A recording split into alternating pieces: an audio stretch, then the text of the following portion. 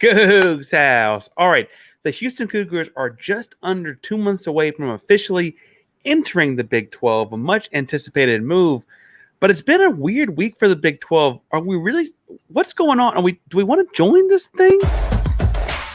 You are Locked On Cougs, your daily podcast on the Houston Cougars, part of the Locked On Podcast Network. Your team every day.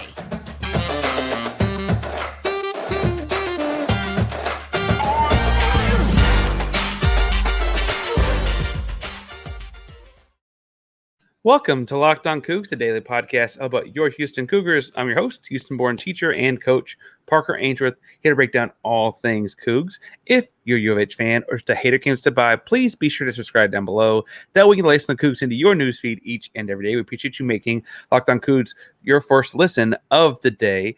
Welcome back to the YouTube channel, The Everyday. Remember, we talked about a couple Big 12 topics this week, and we are back at it again more. We are anticipating the move into the Big 12 in just a couple months. We are at 1,160 subscribers on YouTube. Remember, at 1,250, we're giving away a hat just like this one I got on. It's got the Nike Dry Fit. It's got the Locked On the side, the Goku on the front, right? All kinds of fun stuff for someone. We get to 1,250 subscribers, doing some sort of giveaway every 250. So, you know, it would be one each that's after that. So hit subscribe to get us there. To be in the contest, you just need to like and comment on videos.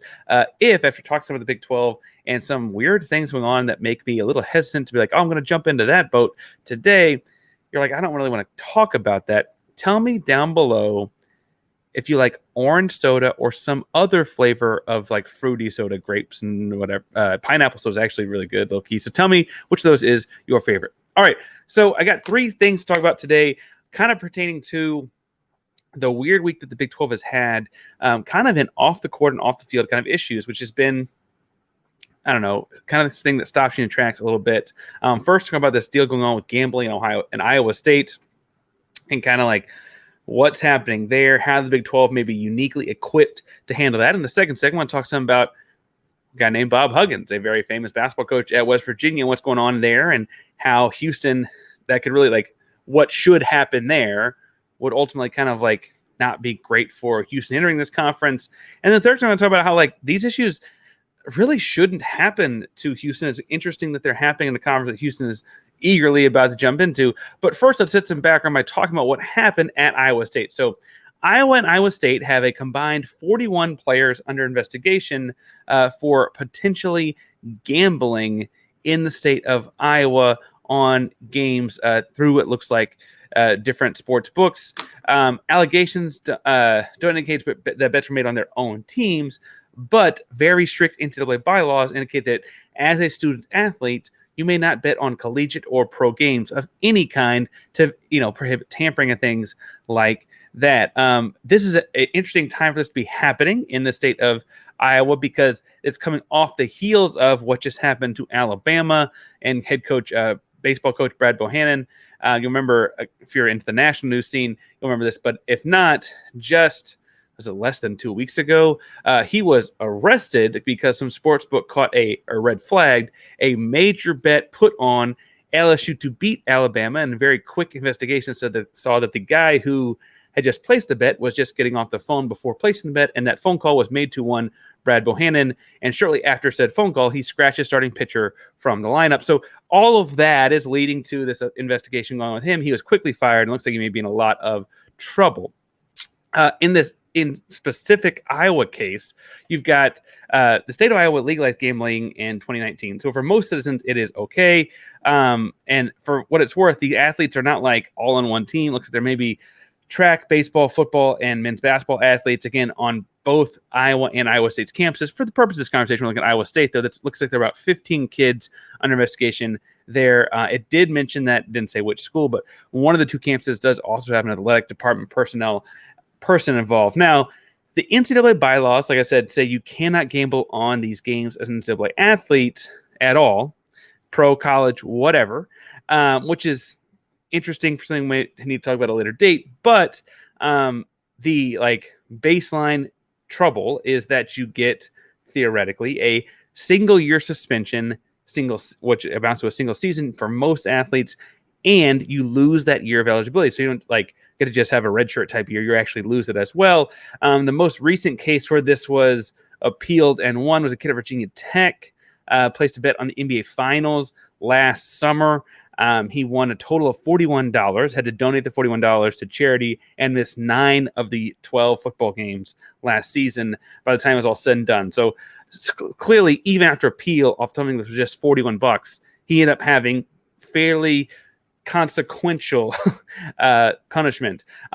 I think what's interesting here for Houston as they're entering the Big 12 is that this is clearly sports gambling, that is, an issue that's not going away. Whether it's Calvin Ridley 2 years ago, a handful of NFL players just 2 months ago, or Alabama, or now Iowa State, the rise of sports gambling and the money being made on it by leagues and conferences themselves is leading to there needs to be some sort of more regulation and things like that going into what's going on here, because it is not going away. It's just not. There's no way to take this out. You can't put the toothpaste back in the tube on this stuff. I think the Big 12 is uniquely, positively ready to handle this because of a guy named Brett Yormark. Yes, the same Brett Yormark that is the commissioner of the conference is known for being an innovative mind. He's a big-time moneymaker in sports marketing. He was involved in TV sales for Midwestern things on local sports TVs up in that region at first. He then got to Brooklyn. He worked with Jay-Z, got into Rock Nation, and did a bunch of innovative work to see money being made by athletes across the globe there, and has he's very in tune with the way the world works in sports now, the way that even at the pro level, money's being made in sports. And as this is seeping into college sports, and college sports continue to be more professionalized, again, toothpaste out of the tube. You can comment down below if you don't like it. That's totally fine. But toothpaste is out of the tube on this one. They're heading closer and closer that direction. Yormark, I think, is the most equipped of any of the Power Five or any of the really sports, the college conferences, commissioners to handle this kind of thing because of how much he's dealt with non-collegiate athletics, how much he's handled the greater world of sports. For what it's worth, Yormark worked closely with the Nets and with Jay-Z and Rock Nation that agency worked a lot of NBA athletes, as the NBA was entering into these same kind of negotiations with a bunch of different sports books as well.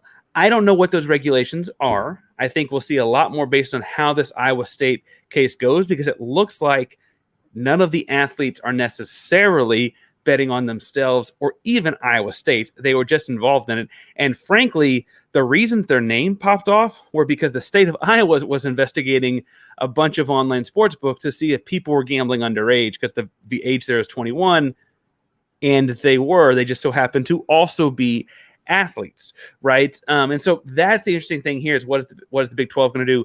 What is the NCAA going to do? I'm following this close to see what the Big 12 does, because if the Big 12 has any bucking at the NCAA, could be interesting to see what happens down the line in the future with the Big 12. Now, speaking of the future of the Big 12, next season is going to be a fun basketball season for the University of Houston in a lot of ways. I had high hopes for a particular coaching matchup down the road between two, what I thought were going to be future Hall of Fame coaches, and Huggy Bear really, really messed that up this week. And that is not the worst thing he did, messing up the coaching matchup I'm looking forward to when he and Kelvin Sampson, but he made some pretty big mistakes. But before we get into those pretty big mistakes, we got to talk about you not making mistakes on your diet, but also wanting to snack at the same time. If you're looking for a healthy and delicious snack and don't want to have all the sugar and calories of something that is delicious, you got to try Built Bars, because the best protein bar ever. What makes Built Bar so good is, for starters, they're covered in 100% real dark chocolate. Yes, that's right, real chocolate. And they come in unbelievable flavors like churro, peanut butter brownie, and cookies and cream. I'm not sure how Built does it, but these bars taste like candy bars while maintaining amazing macros. And what's even better is they're actually healthy. Only 130 calories, 4 grams of sugar, and a whopping 17 grams of protein in most bars. And now you don't need to wait around to get a box. I know I had an order coming in the mail. I was like, I can't wait to go get this. I got to go right now to the local Walmart, because they sell 4-bar boxes at local Walmarts and 13-bar boxes at Sam's Club. That's right. Head to your nearest Walmart today. Walk to the pharmacy section. Grab yourself a box of Built Bars. You can pick up a 4-bar box of cookies and cream, double chocolate or coconut puff. If you're closer to a Sam's Club, you can run and grab that 13-bar box with hit flavors like brownie batter and churro puff. Thank me later. I am a coconut almond person. I ordered a bunch of those online. You get the more specialty flavors online. Go to built.com or your local Walmart and Sam's Club today to get your Built. All right, so I said in the second segment, I want to talk some about the big mistake Huggy Bear made that ruined the basketball coaching matchup I want to see. Now, I say that to say that was the impact of the University of Houston, is that if things go like they should, Huggy Bear will not be on sidelines next season. That is not the most screwed up thing in this whole instance, right? So let's break down what exactly happened. Well, on a radio show with Sirius XM, I believe, but I say that mostly to say that like swear words appear to be flying on the show. Bob Huggins was being interviewed in Cincinnati, Ohio. Now, Bob Huggins started his notable part of his career, I should say, at Cincinnati, crosstown rival with Xavier, right? Like that's a big deal there. And in the process of having this interview, they were kind of chucking it up, having a good old boy time. And in a single 2-minute spiel, Bob Huggins managed to mess up what I would imagine is the entire end of his career. In a small 2-minute window, I'm not going to read the entire quote. It is online, but it is not something I'm going to read out loud. I'm not going to say those words. But he and the radio host both managed to get off a jab at trans people. And Bob Huggins said a gay slur out loud, talked about sex toys being thrown in the court, made jokes about genitalia with those sex toys, and also, weirdly, that's being overlooked, threw a jab at Catholics in this whole thing. Now, I'm not going to repeat the quote. It is all over the internet, and it frankly is interesting to me that he very quickly, like some people of certain demographics may not think that was such a big deal. It's just locker room talking, da-da-da-da. Bob Huggins very quickly came out, and the next, it was 2 or 3 hours later, and was like, I messed up. I can make excuses, but I'm not going to. It was a bad call, right? He admits that it was the wrong thing to say. The University of West Virginia admits it's a bad thing to say, and that is not negotiable. We don't say these things anymore. This is not a questionable act. This was wrong, right? The problem to me is not just that he said something wrong. It's that he said something so wrong, mostly because he and the other radio host were so comfortable, right? Like, they didn't say this and like everyone go, oh, it was more like they just kept on chuckling along and having a good old time. I want to say someone even called him a good old boy or something like that, or something to that effect right after. Now, it felt because of that, like this was just kind of inner monologue or inner thoughts spewing out as guys were just hanging out, having a good time. And I got to be honest, the only way to prevent those kinds of things from happening is to be the kind of person that doesn't have these despicable inner thoughts. Now, I admit that, like, I guess technically his job is coaching basketball, and like, it's been almost 48 hours. He has not been fired yet. I could not imagine sending I'm having a kid in June. I couldn't imagine sending my son to go like play for a guy that's going to like mold young men and so on, that thinks, walks, and talks like that. I don't think a whole lot of people are doing that with their 18-year-olds either, if they have the choice. And people that go to West Virginia typically do, at least the basketball players do. The shame here for the University of Houston, and about the only way it impacts the University of Houston, is a lot of the comparisons for Coach Sampson coming back into the Big 12 were comparing his legacy with that of Coach Bob Huggins. And this is an issue they could not be more diametrically opposed on. We'll get to that in the third segment. But the coaching matchup itself here was part of the appeal. Huggins is 69 years old. There's not a whole lot of like career left for him anyway. It feels like, again, an easy fire that West Virginia, for some reason, still has not made. But the two guys coming in, I mean, it was the most wins and active wins in Division I in Bob Huggins. He's active until they fire him. Sampson is in the top 8 at 731, right? So you have Bob Huggins 934, Sampson at 731, theoretically coming to the conference, right? Both are on the older side and thus had this Godfather type vibe for their role in their respective programs. Bob Huggins has built up West Virginia over the last 15 years after an extensive and successful career at Cincinnati and a 1-year stop at Kansas State. Kelvin Sampson did a similar thing in the last 9 years at Houston after a successful career. I look at most of his success happening at Oklahoma, right? Some people will talk about how great the Wazoo teams was and how great, like, before he got in trouble and stuff was at Indiana, right? Both have had Final Four levels of success at their prior stops, and both have had high-end success at their current stops. I'd point out that Sampson's been to a Final Four at Houston, right? And I guess the deal here is, like, that was going to be this juggernaut matchup between two of the, like, legends of college basketball. But now, assuming West Virginia does the right thing, and maybe that's assuming too much because, again, it's been 48 hours and they haven't, it's all gone. And that's not to say that's the only positive thing, but Houston moving into Big 12 was going to be building the best basketball conference by like leaps and bounds over everything across all of college sports. I mean, you were going to have Kansas and Bill Self, Houston and Kelvin Sampson. You could talk about Bob Huggins at West Virginia. You could honestly pull in, I mean, look what Texas just did last year, and that was in the conference for a year, but you also have Baylor as a program in the last decade. It's been super strong. Like, this was a buildup of all buildups for this. And now, like, West Virginia falling out kind of hurts the whole deal.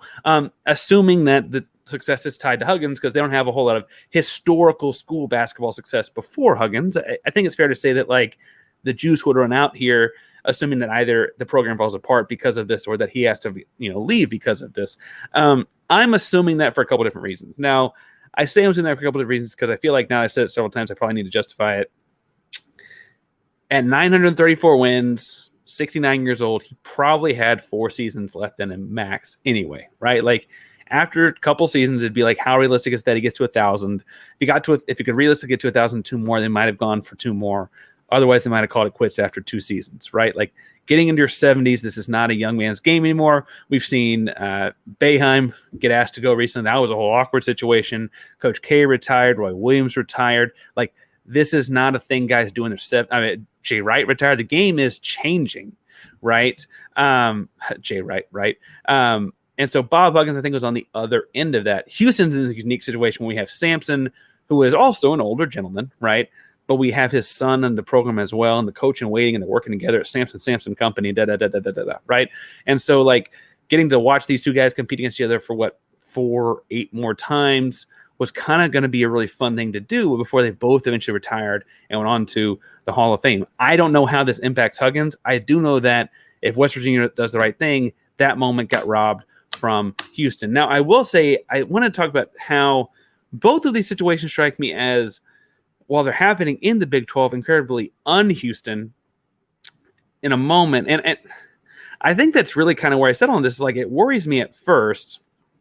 But in the third thing, I'm going to talk about, like, why I'm also comforted about the fact that Houston is who Houston is. So let's jump in and look at it. First of all, on the gambling front, it's worth mentioning Tilman Fertitta in all of this because I don't think he'd ever let this happen at the University of Houston, not necessarily because you have some say in gambling. He's actually very pro-gambling. I'll get to that in a second. But moreover, Tilman Fertitta is very, very involved in a lot of things in the University of Houston. Is the biggest individual donor to Houston athletics.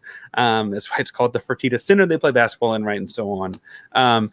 He also, in making that money, does not just own the Rockets, but owns a bunch of casinos in Nevada, Atlantic City, Mississippi, even on the Louisiana coast. And then, frankly, some of those gambling boats you see going in and out of Galveston, like, they use his boardwalk in the harbor. Like he is very actively involved in gambling.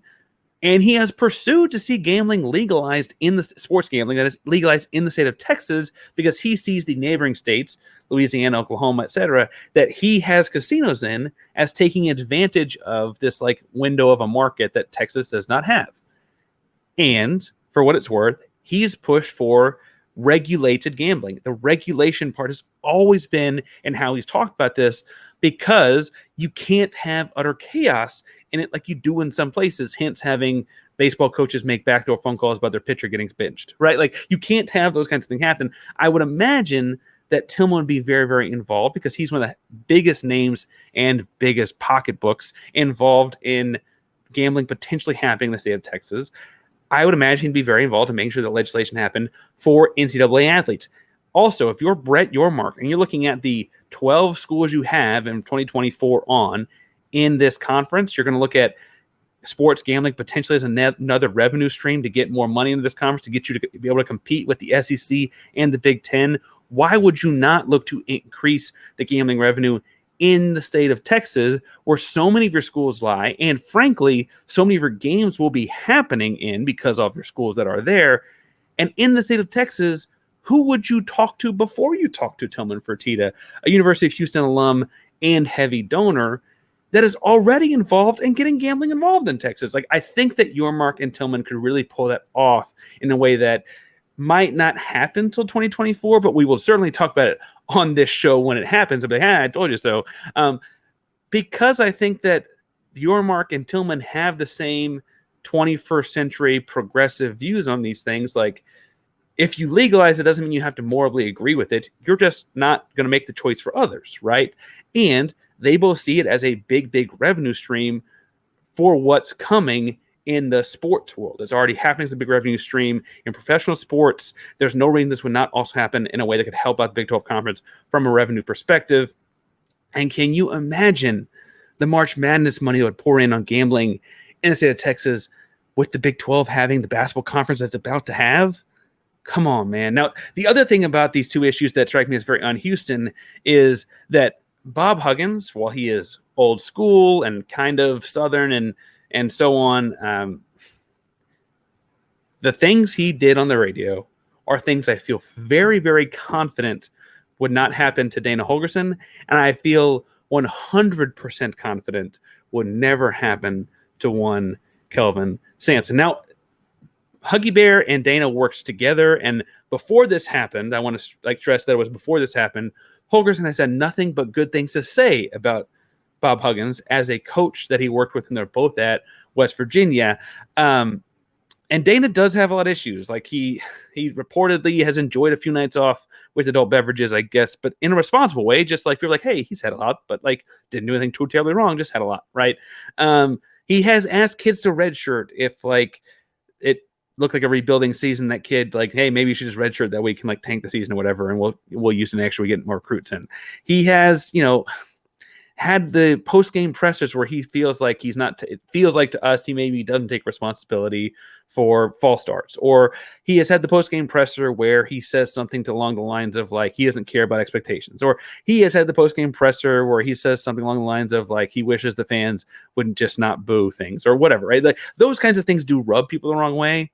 They are such a far, far cry from anything in the realm of what Bob Huggins did. They're not connected at, like, being the kind of guy that people dislike in Dana is nothing like being the kind of guy that is immediately disliked in Bob Huggins. Super, super far apart, not anywhere close. And I just, frankly, if you were to, I can't imagine Dana as guarded as he is anyway around the public and media. There's no way he does that ever. The other thing about this is that's Dana. This is basketball. Basketball is generally seen as a more progressive population. Kelvin Sampson and his son, Kelvin Sampson, I would put my life on never doing anything like this. I mean, Kelvin Sampson is a social justice advocate as big as any in his generation of college basketball coaches, by far and none. I mean, his father fought against the Ku Klux Klan and ran them out of their region, North Carolina, as Lumbee members of the Lumbee Nation in North Carolina, because that was like they were harvesting crops and so on and making money doing so. And the KKK tried to come in and run them out, and they said, and no one fought back and pushed them out of the region, right?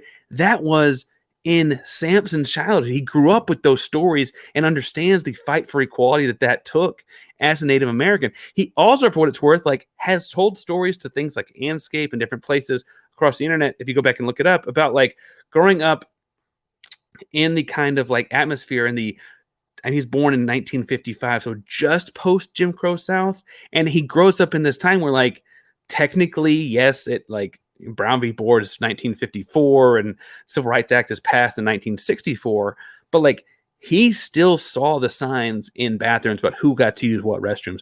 He still saw the signs in restaurants about who got to use what lunch counters. He saw all of those things as a child in North Carolina, and still talks about how like that only made him a stronger minded individual to fight for the equality that he knows people before him had fought for as well. He also is a vocal advocate for like his assistant coaches and advocating like, if I can't stand up and fight for these guys to go on to be assistant coaches, and intentional about who he hires as far as like people of color, making his coaching staff look like his roster and look like former players and so on. If he can't, like, he's promoting them to head coaches, he wants to see them go on and be successful. He can get more of the same kind. Like, he wants to continue this thing over and over again. He joined the Advancement of Blacks in Sports, ABIS, which is a league that was made in, I think, the end of the 2020 series of protests, as a like college sports advocate board. He gives credit to all these coaches of color that came before him, that gave him a pathway to being a successful college basketball coach. I mean, he is just so far from being this guy with hatred in his heart that it sounds like came on Bob Huggins on a couple minutes on a radio interview, that there's just no way that's there. And so while these issues are happening in the Big 12, and if I leave you with nothing else, and you're scared about what, like, why are we joining this thing after all? Like, things are going great. I feel very confident that these issues, while they're in the Big 12 Houston's heading into, will not be Houston issues at all. Does it mean that like Iowa State might not be at full strength in football when we play them? Maybe.